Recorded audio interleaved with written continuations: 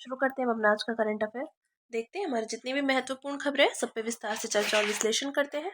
हमारी पहली न्यूज़ है, केंद्र ने टेक्निकल टेक्सटाइल्स के क्षेत्र में 2 स्टार्टअप्स को मंजूरी दी। तो राष्ट्रीय टेक्निकल टेक्सटाइल मिशन की अधिकार प्राप्त कार्यक्रम समिति ने ग्रेट योजना के अंतर्गत 2 स्टार्टअप्स को मंजूरी दी है। इस समिति ने 6 शिक्षण संस्थानों को टेक्निकल टेक्सटाइल से संबंधित पाठ्यक्रम शुरू करने के लिए अनुदान को भी मंजूरी दी है। यह अनुदान टेक्निकल टेक्सटाइल्स में शैक्षणिक संस्थाओं को सक्षम बनाने के लिए सामान्य दिशा निर्देश के अंतर्गत दिया जाएगा। जानते हैं इसके संबंध में। तो टेक्निकल टेक्सटाइल्स ऐसे वस्त्र होते हैं जिन्हें मुख्य रूप से उनके तकनीकी प्रदर्शन और कार्यात्मक गुणों के लिए उपयोग किया जाता है। ये वस्त्र सौंदर्य सजावटी गुणों से युक्त नहीं होते हैं। इनका विनिर्माण प्राकृतिक एवं मानव निर्मित फाइबर उपयोग करके किया जाता है। उपयोग है इनका कृषि, खेल, स्वास्थ्य, पैकेजिंग, निर्माण, एरोस्पेस आदि में। भारत के लिए महत्व देखते हैं इसका। तो उभरता क्षेत्र, टेक्निकल टेक्सटाइल्स का बाजार प्रतिवर्ष 8 से 10% की दर से बढ़ रहा है। 2021-22 में यह बाजार 21.95 बिलियन अमेरिकी डॉलर का हो गया था। इस प्रकार भारतीय टेक्निकल टेक्सटाइल्स बाजार विश्व में 5वां सबसे बड़ा बाजार है। ये भारत की कुल टेक्सटाइल और परिधान बाजार का लगभग 13% है तथा देश की जीडीपी में 0.7% का योगदान देता है। निर्यात क्षमता की बात करें तो भारत के टेक्निकल टेक्सटाइल्स उत्पादों का निर्यात मूल्य 2020-21 में 2.21 बिलियन अमेरिकी डॉलर था। यह 2021-22 में बढ़कर 2.85 बिलियन अमेरिकी डॉलर हो गया। इस दौरान इसमें 28.4% की वृद्धि दर्ज की गई है। कृषि, तो बागवानी में एग्रो टेक्सटाइल्स का उपयोग करने से कृषि उत्पादकता में 2 से 5 गुना की वृद्धि, पानी की खपत में 30 से 45% तक की कमी और उर्वरकों के उपयोग में 25 से 30% तक की कमी देखने को मिलती है। ठीक है, अब देखते हैं टेक्निकल टेक्सटाइल्स के लिए शुरू की गई पहले grant for research and entrepreneurship across inspiring innovation in textile योजना। तो इसका उद्देश्य टेक्निकल टेक्सटाइल्स उद्योग के विकास और स्थिरता में महत्वपूर्ण योगदान देने वाली नए प्रौद्योगिकी, उत्पादों एवं प्रक्रियाओं के विकास में तेजी लाना है। इसके तहत टेक्निकल टेक्सटाइल्स उद्योग में अग्रणी परियोजनाओं पर काम करने वाले शोधकर्ताओं, स्टार्टअप्स और उद्यमियों को वित्तीय सहायता एवं संसाधन प्रदान किए जाते हैं। अन्य पहलों की बात करें तो राष्ट्रीय technical textiles mission, PM mega एकीकृत वस्त्र क्षेत्र और परिधान पार्क मित्र योजना आदि। ठीक है, ये बात की हमने टेक्निकल टेक्सटाइल्स के लिए जो पहले शुरू की गई हैं उनके संबंध में। अब बात करते हैं आगे की न्यूज़ की। तो अगली न्यूज़ है हमारी नैनो एनपीके उर्वरक। तो भारतीय किसान उर्वरक सहकारी लिमिटेड ने एक नया उत्पाद नैनो एनपीके उर्वरक विकसित किया। इसके विषय में देखते हैं। इस उर्वरक में नाइट्रोजन, फास्फोरस और पोटेशियम नैनो कण के रूप में मौजूद होते हैं। इससे फसलें पोषक तत्वों को बेहतर तरीके से ग्रहण कर सकेंगी और इससे पोषक तत्वों की बर्बादी भी कम होगी और उर्वरकों की आवश्यकता भी कम होगी। देखते हैं नैनो उर्वरक क्या है। तो नैनो उर्वरक ऐसे पोषक तत्व होते हैं जिन्हें नैनो मटेरियल के भीतर समाहित या लेपित किया जाता है। ये पोषक तत्वों को नियंत्रित तरीके से मृदा में निर्मुक्त करते हैं। उसके बाद मृदा में इनके धीमे प्रसार को सक्षम बनाते हैं। इफ्को ने 2021 में दुनिया का पहला नैनो लिक्विड यूरिया उर्वरक और फिर 2023 में नैनो डीएपी लॉन्च किया था। ठीक है, बात की हमने नैनो एनपीके उर्वरक के संबंध में। बात करते हैं अन्न चक्र टूल के संबंध में। तो केंद्रीय उपभोक्ता मामले, खाद्य और सार्वजनिक वितरण मंत्री ने सार्वजनिक वितरण प्रणाली आपूर्ति श्रृंखला अनुकूलन टल, अन्न चक्र तथा स्कैन पोर्टल लॉन्च किया। इन्हें पीडीएस प्रणाली को आधुनिक बनाने के लिए लॉन्च किया गया है। अनचक्र के संबंध में देखते हैं। तो यह एक पीडीएस आपूर्ति श्रृंखला अनुकूलन उपकरण है। यह परियोजना अधिकतम विकल्पों की पहचान करने और आपूर्ति श्रृंखला नोड्स में खाद्यान्न की निर्बाध आवाजाही सुनिश्चित करने के लिए उन्नत एल्गोरिथम का लाभ उठाएगी। ये खाद्य एवं सार्वजनिक वितरण विभाग की एक पहल है। इसे विश्व खाद्य कार्यक्रम और आईआईटी दिल्ली के सहयोग से विकसित किया गया।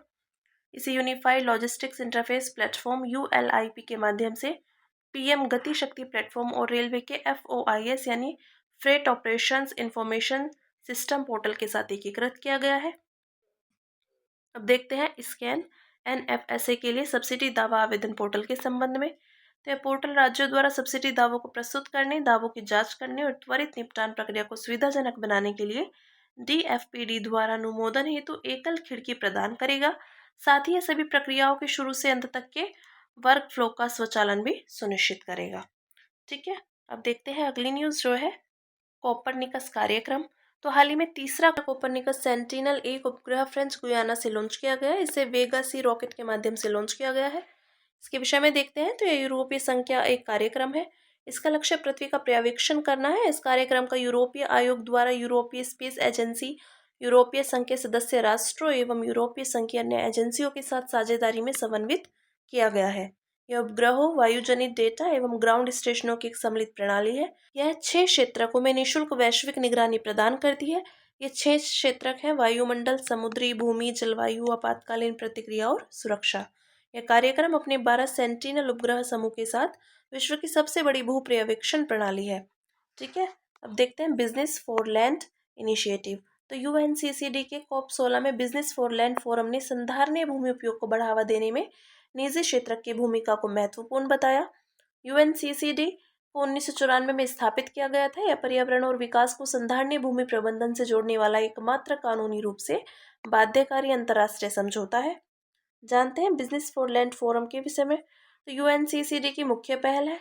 इसका उद्देश्य संधारणीय भूमि और जल प्रबंधन में निजी क्षेत्र को शामिल करना है और इसका उद्देश्य है 2030 तक 1.5 बिलियन हेक्टेयर भूमि को पुनर्बहाल करना, भूमि शरण तटस्थता का समर्थन करना और सूखा प्रतिरोधकता में सुधार करना।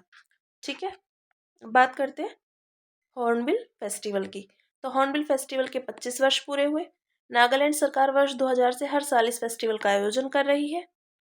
देखते हैं इसके संबंध में। तो इस फेस्टिवल का नाम हॉर्नबिल यानी बुसेरोस बाइकॉर्निस पक्षी के नाम पर रखा गया।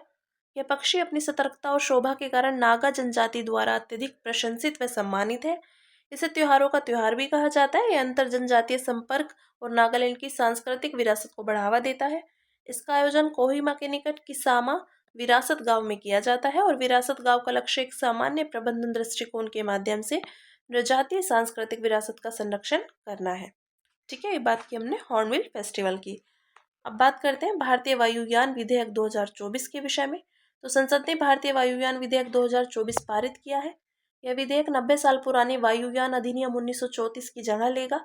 यह 1934 के अधिनियम में विद्यमान अस्पष्टताओं को दूर करेगा। ध्यातव्य है कि वायुयान अधिनियम 1934 को अब तक 21 बार संशोधित किया जा चुका है। विधेयक की मुख्य विशेषताओं पर एक नजर डालते हैं। तो यह विधेयक अंतर्राष्ट्रीय मानकों के अनुरूप सुरक्षा, विनियामक निरीक्षण और उपभोक्ता संरक्षण बढ़ाने पर केंद्रित है। इससे अंतर्राष्ट्रीय नागर विमानन से संबंधित कन्वेंशंस को लागू करने के लिए नियम बनाने हेतु केंद्र सरकार को सशक्त बनाया जाएगा। अन्य विधेयक के अंतर्गत दंड के संबंध में दूसरी अपील प्रणाली की शुरुआत की गई। साथ ही कुछ नए अपराध और दंड शामिल किए गए हैं। ठीक, अब बात करते हैं इसी के साथ दिव्यांग व्यक्तियों के लिए मुख्य आयुक्त। तो दिव्यांग व्यक्तियों के लिए मुख्य आयुक्त का पद 5 साल से अधिक समय से रिक्त है।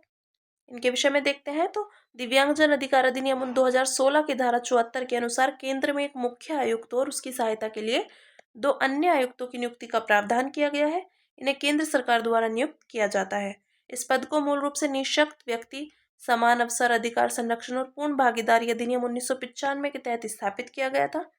कार्य की बात करें तो दिव्यांग व्यक्तियों के अधिकारों की सुरक्षा के लिए कदम उठाना। ठीक, ये बात की हमने दिव्यांग व्यक्तियों के लिए मुख्य आयुक्त के विषय में। अब बात करते हैं एक्सपर्ट MTB RIF अल्ट्रा के संबंध में। तो विश्व स्वास्थ्य संगठन ने तपेदिक यानी टीबी के लिए एक्सपर्ट MTB RIF अल्ट्रा नामक मॉलिक्यूलर डायग्नोस्टिक टेस्ट को प्री क्वालिफिकेशन प्रदान किया। तो यह परीक्षण टीबी निदान और एंटीबायोटिक संवेदनशीलता परीक्षण के लिए WHO के प्री क्वालिफिकेशन मानकों को पूरा करने वाला पहला परीक्षण है। इसके विषय में देखते हैं। तो यह बलगम के नमूनों में टीबी का कारण बनने वाले जीवाणु माइकोबैक्टीरियम ट्यूबरोक्लोसिस की आनुवांशिक सामग्री का पता लगाता है। इसके साथ ही यह परीक्षण रिफाम्पिसिन प्रतिरोध से जुड़े उत्परिवर्तनों की पहचान भी करता है, जो मल्टी ड्रग प्रतिरोधी टीबी की एक प्रमुख संकेतक है। ठीक है, अब देखते हैं सुर्खियों में रहा स्थल है हमारा स्लोवेनिया। राजधानी है इसकी ल्यूब्लियाना। तो भारत और स्लोवेनिया ने विविध क्षेत्रों में अपने वैज्ञानिक और तकनीकी सहयोग को मजबूत करने के लिए 5 ईयर प्लान की घोषणा की है। स्लोवेनिया मध्य यूरोप में स्थित है और इसके उत्तर में ऑस्ट्रिया, सुदूर उत्तर पूर्व में हंगरी, पूर्व दक्षिण पूर्व और दक्षिण में क्रोएशिया तथा पश्चिम एवं दक्षिण पश्चिम में इटली स्थित है। वेनिस की खाड़ी के साथ इसकी एक महत्वपूर्ण तटरेखा लगती है। भौगोलिक विशेषताओं की बात करें तो मुख्य रूप से इसके भूभाग में बड़े पैमाने पर कास्टिक पठार और पर्वतमालाएं, विशाल खाड़ी, अल्पाइन चोटियां आदि शामिल हैं। सावा, डेन्ब्यू की एक सहायक नदी, द्रवा, मूरा आदि इसकी प्रमुख नदियां और उच्चतम बिंदु है माउंट ट्राइग्लाव। ठीक है, बात की हमने स्लोवेनिया के संबंध में। तो हमारी आज की जितनी भी महत्वपूर्ण खबरें थी हमने सब पे विस्तार से चर्चा और विश्लेषण किया है। अब इसी के साथ मिलते हैं कल अपनी नई खबरों के साथ।